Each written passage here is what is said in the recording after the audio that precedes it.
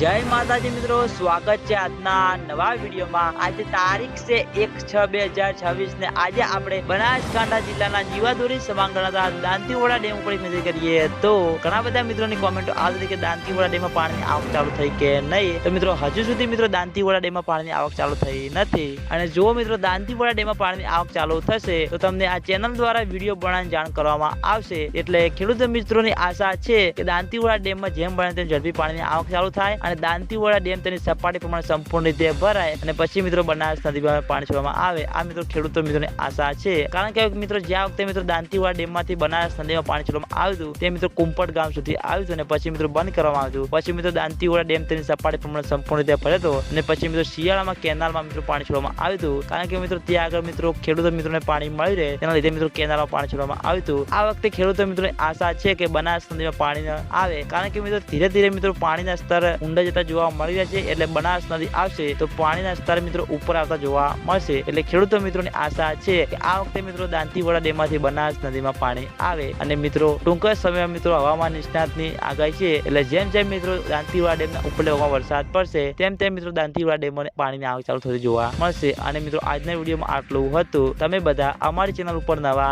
હોય તો સૌથી પહેલા વિડીયોને લાઈક કરી દેજો, કોમેન્ટ કરી દેજો અને ચેનલને સબસ્ક્રાઇબ કરવાનું ભૂલતા નહીં। તો મિત્રો જય માતાજી।